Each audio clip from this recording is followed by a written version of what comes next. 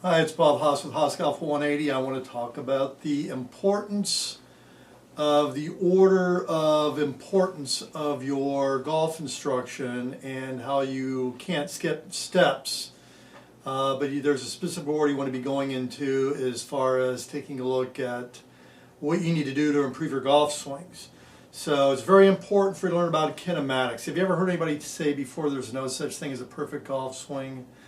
Well, there is, and it actually happens to live in kinematics. Kinematics defines the shape of the golf swing independent from the body mechanics required to make that shape.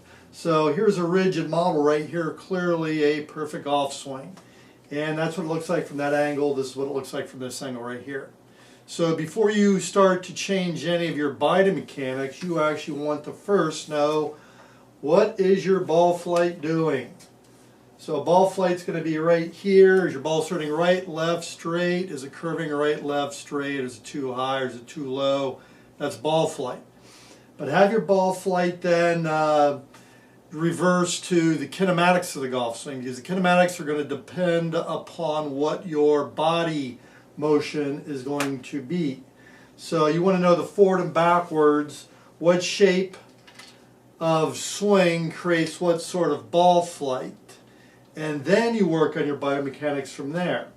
So this is actually clearly a model using kinematics of a perfect golf swing. So a perfect golf swing does exist, and it exists in kinematics, and you want to frame your body motion with the kinematics.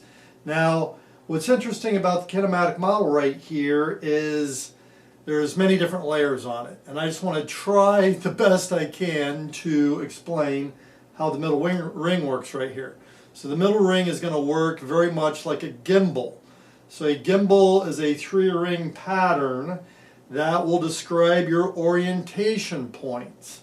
So there is this would be a 2-ring gimbal right here. The 3rd ring gimbal is right over here. So you can see there are some points on the forward pattern of a ring, which can actually be described by this point right here, this point right here, this point here, and here, all happen to be on a single ring to begin with, which can be described by this sort of pattern right here, or if you take a look at this right here, this 2-ring gimbal, you can kind of see what that looks like. So those points right there begin there. Now, what happens when all these points begin here, gimbal can be described in 3 different parts. You're going to have pitch. Pitch is going to be these points right here on the front. You're going to have roll, and you're going to have yaw.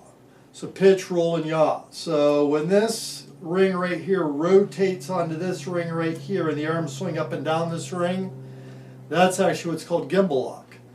And gimbal lock just basically means that you have 2 rings lining up to one another.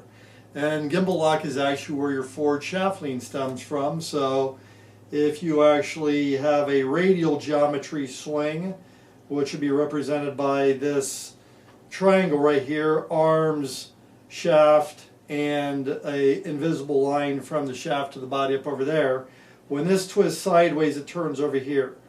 When this comes back down here, if you remain gimbal locked, this will actually return to this position right over here, and this is where you actually get your forward shaft lean from. Is actually an XY or an ABC geometry turned sideways, which is actually called the Pythagorean theorem. But I hope you made some heads and tails of what I just talked about right here.